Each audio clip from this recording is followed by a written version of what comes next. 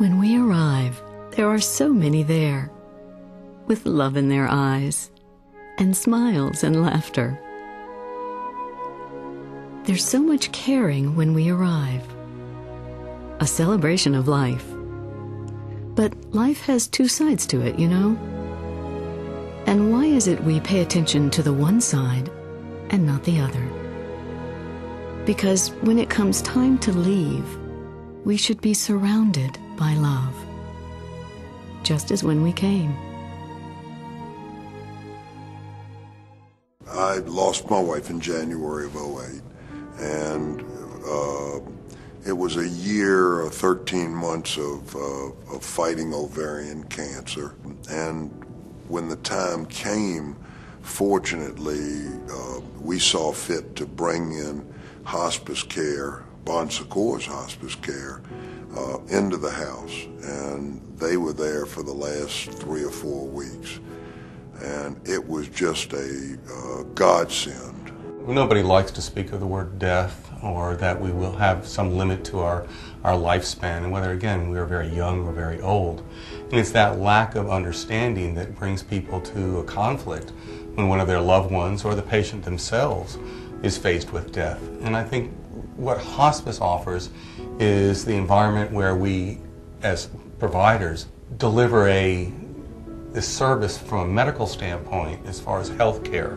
But equally so, we're offering support to the family and to the patient in this time where they are dying, but also offering support from the perspective of letting them understand what this experience means. We're one of the few communities that do not have a hospice house. Sometimes care at home is not always most appropriate, and so to have a hospice house in the community where someone can come and receive care from physicians and nurses, families and patients can receive wonderful care that really gives them an opportunity to enhance their end of their life. When coming into hospice, we understand that it is a very difficult time for patients and families. They are been given information that maybe treatment is no longer necessary. So we are there to offer another alternative. Our goal is to help that patient and family to live to the fullest and to be as independent as possible. It's a little surprising that a city our size doesn't have a hospice house, because unfortunately or fortunately, we're all getting older, and part of life is the end of life, and being able to take care of people in a proper style that are really failing. And you want to give them all the help that they can have. You go to Bedford, there's a hospice home. Blacksburg's got one. Christiansburg's got one. Parkersburg's got one. None in Richmond. No detached homes. None in Hampton Roads. We need this enrichment. We really do need this enrichment.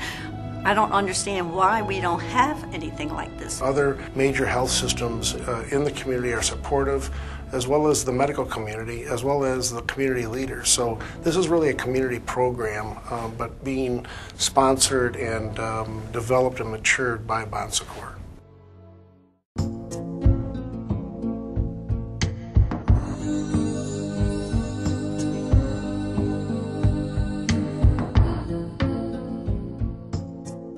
My mind, I think this would be a place where people, especially family members, feel welcome, and their loved ones who are sick are able to somehow benefit from the home-like setting. It can be a very soft setting, highly wooded, maybe some water features, or it could be on a pond. That it's really a home environment. It's not a clinical environment. It's clearly a place where someone comes who perhaps needs some additional support or care, but it's an opportunity for families to really participate in helping to deliver that care. It's never just the patient. It's also the family members that we take care of in the hospice house. I grew up in Richmond. Lived here all my life. Was the oldest of 9 children, and got married my high school sweetheart, and we were married 38 years, had 3 children. Unfortunately, in 1992, I lost my son, who was 21 years old, a sophomore at VCU, to a brain tumor. And lo and behold, in 2002, my wife was diagnosed with the same type of glioblastoma, and she passed away in 2003. I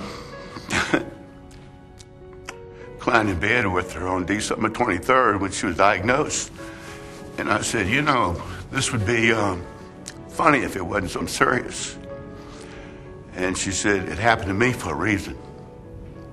You go fight it.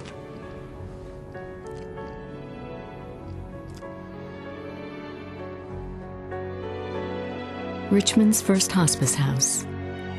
Help us make life last the whole time. We all are going to have to face death at some time, and our loved ones are going to have to face death.